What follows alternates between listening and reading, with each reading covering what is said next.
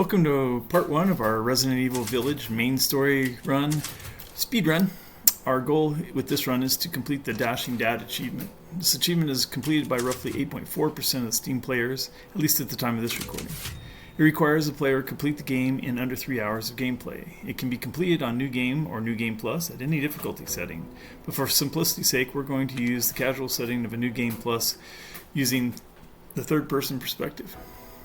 The game counts any time spent showing videos and cutscenes as game time, so we will be skipping these as quickly as we can, which means you will see me splash the pause button regularly. After skipping the intro, gameplay starts in the Winter's home, and the only goal here is to get Rose to her crib and get back to me in the kitchen. The run key doesn't work at all during the home, so you're just best to make it the shortest line you can to the crib and back. You're there. It's like I said to your mom. That book's too scary for you.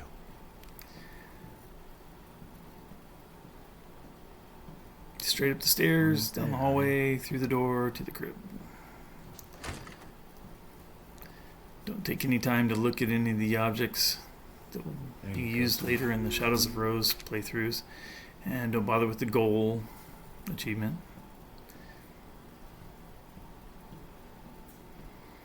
Once you get back down to the kitchen, cutscenes will start. The first cutscene basically shows Mia being shot and killed and Rose being kidnapped by Chris and his elite crew, which is probably a shock to anybody the first time if they see it played.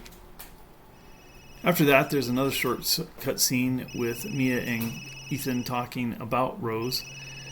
Skip through that as quickly as you can. Get to a phone. As soon as the phone comes up, you can skip. You wind up on the road to the village. It's dark.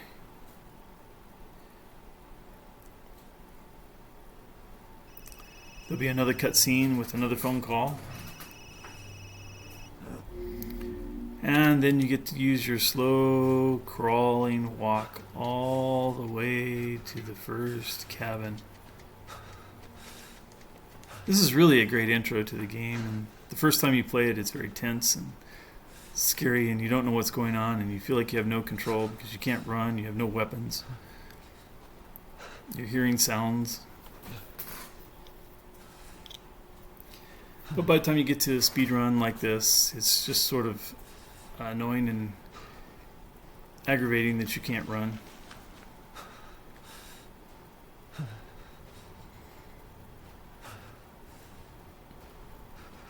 Best you can do is try to enjoy the atmosphere.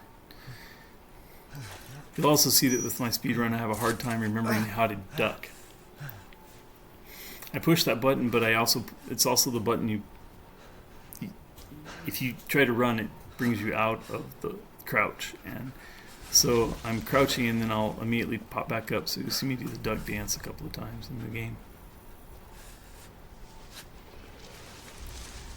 Dead birds, and you're starting to hear growling and rocks falling, and you feel like you're being hunted.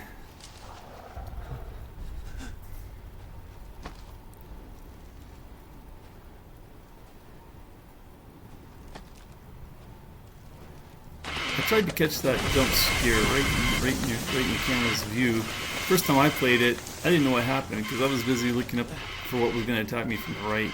And I didn't know what the bird was. All of a sudden there was a bunch of squawking. I had no idea. I also tried to get a good glimpse of the werewolf there as he runs by. Another thing that was lost on me in my first game playthrough.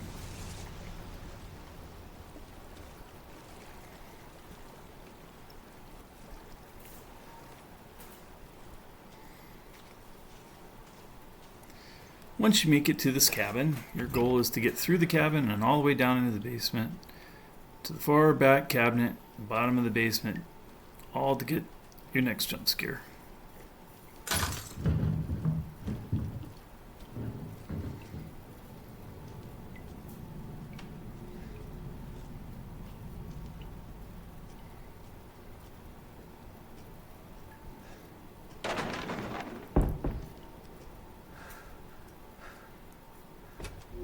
Can't skip it. And it's a mouse. Okay, so now the game starts to have some reality to it. Need to make it back upstairs and out of the building. Still can't run.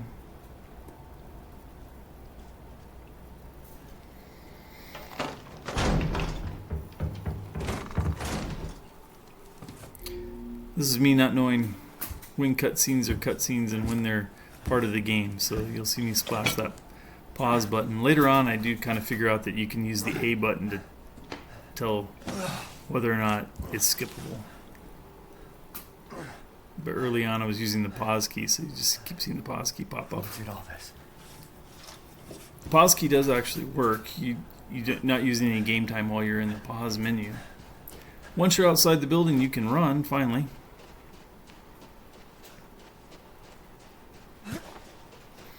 The goal here now is to get to the village and then to find the farmer that's going to give you a handgun. Since we're using the New Game Plus run, we already have all of our weapons, and they're in-game weapons. Well, they're not necessarily the best in-game weapon. Our primary weapon during this run is going to be the fully upgraded Wolfsbane revolver Magnum. It doesn't have the number of rounds that, you know, the S.T.A.K.E would have later, and it doesn't do nearly the damage that the S.T.A.K.E would do.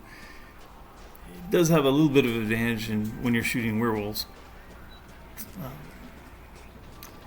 It reloads kind of slowly, but it is fully upgraded, and it is more than sufficient for a casual game. You can see me pulling it out here, so I actually have access to it, making sure it's loaded. Oh, that looks like I have a S.T.A.K.E. That, huh. Maybe I was wrong. Oh, in this run, I guess I did the boss speed kills with the Wolfsbane, but it looks like here, since it had 28 rounds, I'm using the S.T.A.K.E. So this is a fully upgraded S.T.A.K.E. Now it doesn't have the bonuses from the Mercenaries playthrough, so it's doing I think 5,000 points of damage per hit, but that's going to be way overkill for this run through. Sorry, I forgot which weapon I was using. Once you're through that gate, you need to get into this building so that you can set up the next trigger point to continue the storyline. If you waste time getting the trigger points, then it's just wasted time. Trigger point is up here. Once that wolf appears, the next thing will set up. There will be wolves that want to come in this window, in the door, and then the window in the back.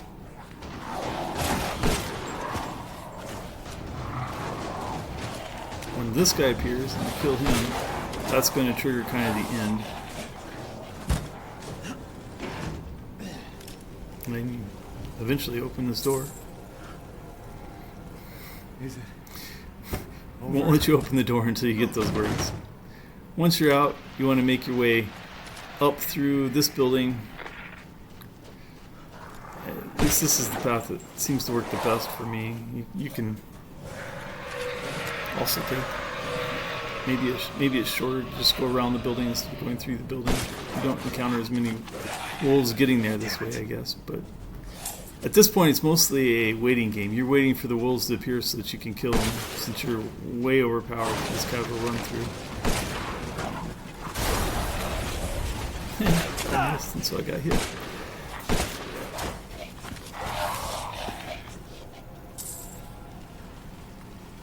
I do pick up treasure as we go along. It's not a completely wasted thing. I don't go out of my way to pick anything up.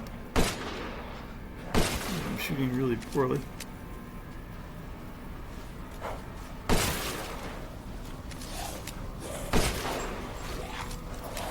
Once this battle starts to pick up with multiple of them coming at you at a time, what you're really waiting for is Urias. There's no end to them.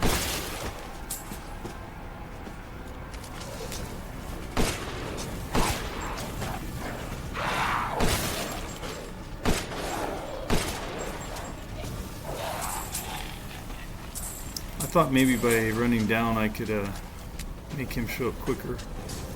It's really, I mean, because we're overpowered, it's fine, but it's not really recommended to go down in here early on, because if you're on any difficulty setting,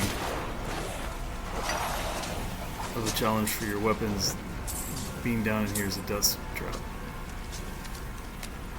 Doesn't seem like it's making Urias spawn any quicker.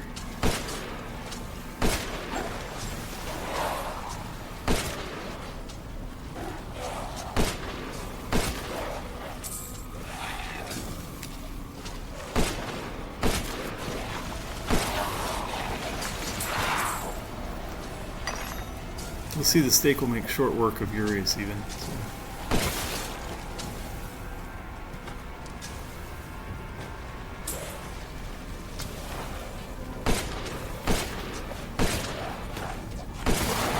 You're kidding me.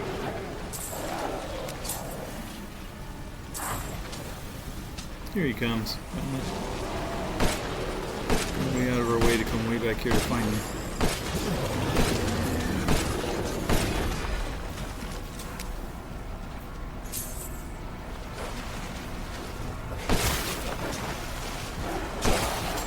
Piercing on the Magnums.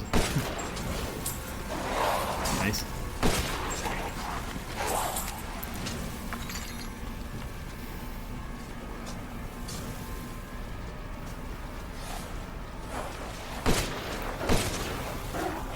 At some point you'll be surprised by a man grabbing you from behind when there was nobody there.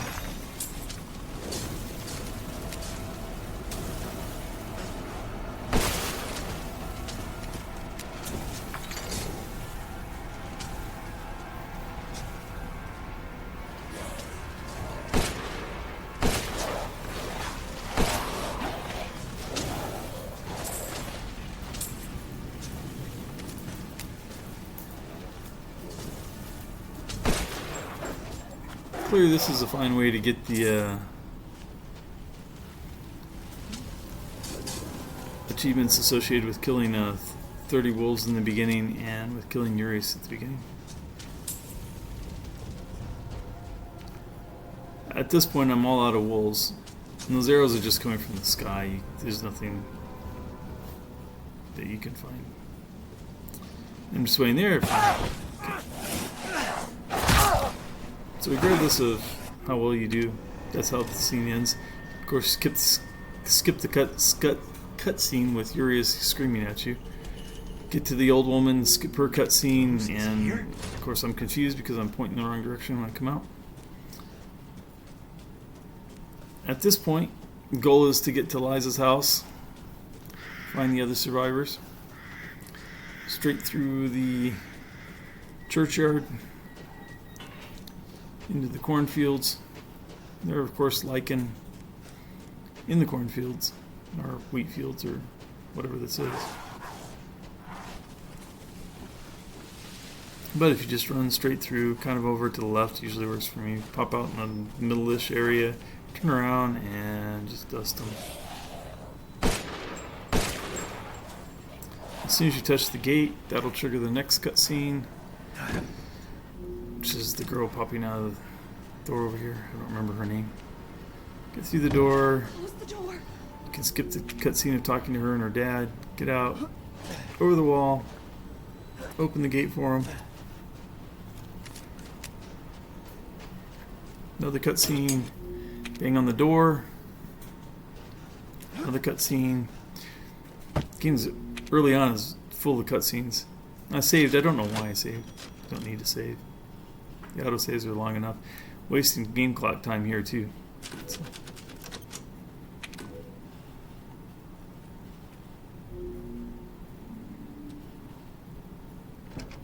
At this point you're just waiting for Lyza to come back out.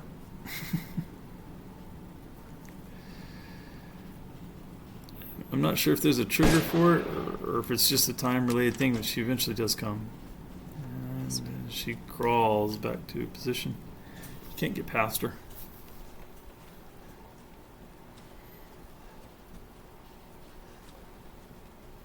Finally, another cutscene. Surprised it went all the way to here. Of course, shooting him makes no difference. Another cutscene, and now the fire has started. You're supposed to get the key and the screwdriver.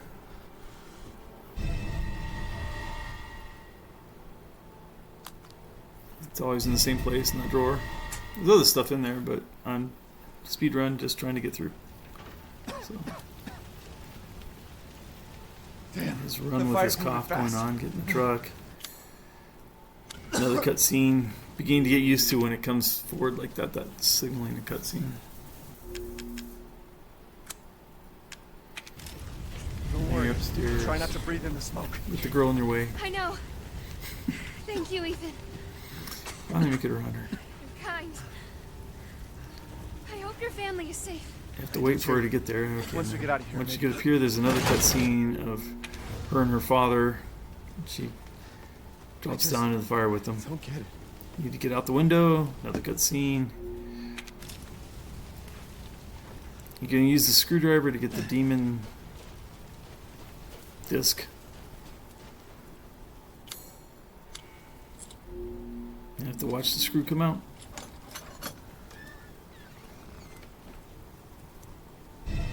Got the Demon Crest. You need to get back to... Okay, there's a little shortcut scene here of Miranda killing somebody. I think that's Liza's husband that killed. Pick his coins up.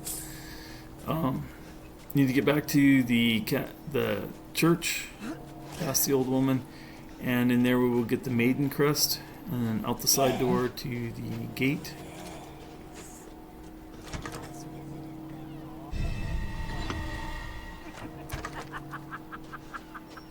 This is the gate to the castle area.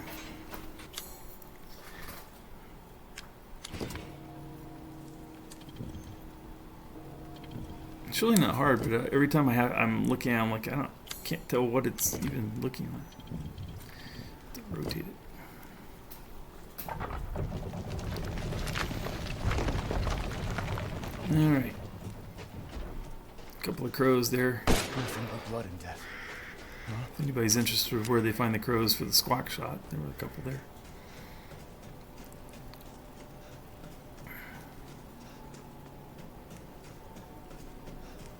Once you pull this lever, you're going to get a cutscene with Heisenberg. Well,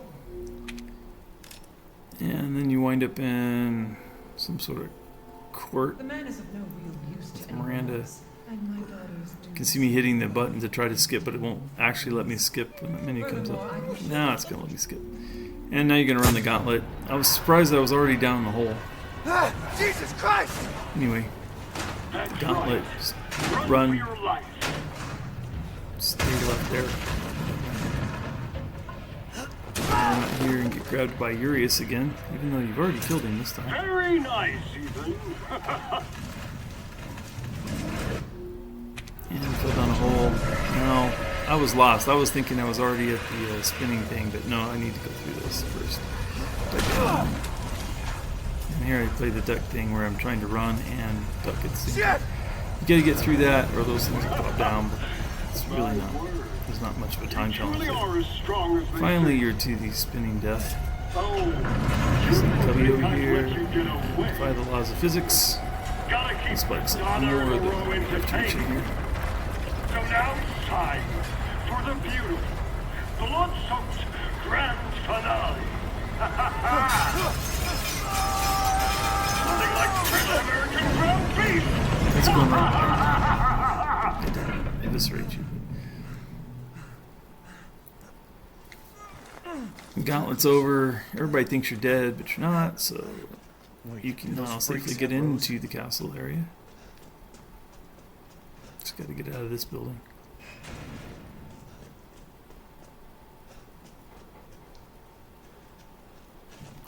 None of those ever move. Even in Village of Shadows difficulty, they never move. No danger. Waiting on the door. This time it'll let you pull the lever. The door will open.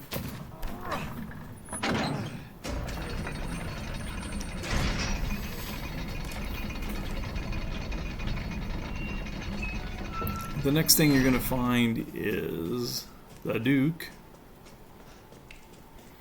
As an added challenge in this run through, we're also doing, well, essentially it would be Frugal Dad as well as the Slob achievements. But we're never going to touch our inventory. We're going to skip everything we can with the Duke, so we don't buy anything and we don't move our inventory around.